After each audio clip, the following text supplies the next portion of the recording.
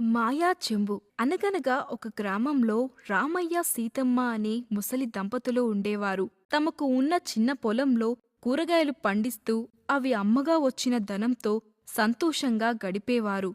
ఒకరోజు ఇంటిని శుభ్రం చేస్తుండగా అటకపై నుంచి ఒక పాత చెంబు కింద పడింది. ఆ చెంబు తన పూర్వీకులదని గుర్తించి ఆ చెంబును భద్రపరిచారు. ఒకరోజు సీతమ్మ కూరగాయలు అమ్మగా వచ్చిన డబ్బుని చెంబులో భద్రపరిచింది.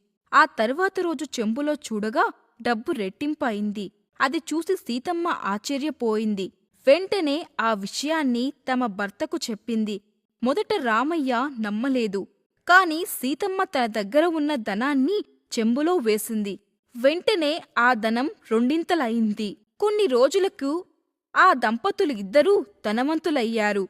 ఇది మొత్తం తమ పక్కనే నివాసంలో ఉన్న రాము అనే వ్యాపారి గమనించసాగాడు. వారికి ఇంత ధనం ఎలా వస్తుందో చూడాలనుకున్నాడు.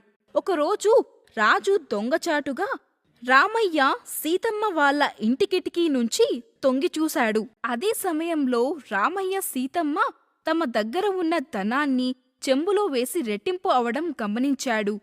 రాజు ఎలా అయినా ఆ చెంబుని దొంగలించాలి అనుకున్నాడు.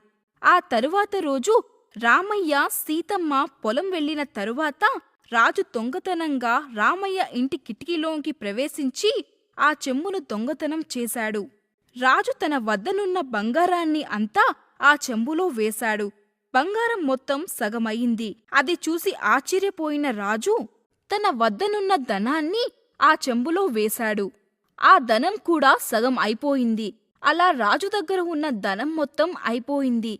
అది చూసిన రాజు బాధపడుతూ ఆ చెంబును రామయ్యకి ఇచ్చి తను చేసిన తప్పుకు క్షమాపణ కోరాడు.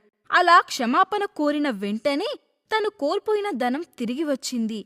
ఆ రోజునుంచి రాజు ఎదుటివారిని చూసి అసూయపడకుండా కష్టపడసాగాడు.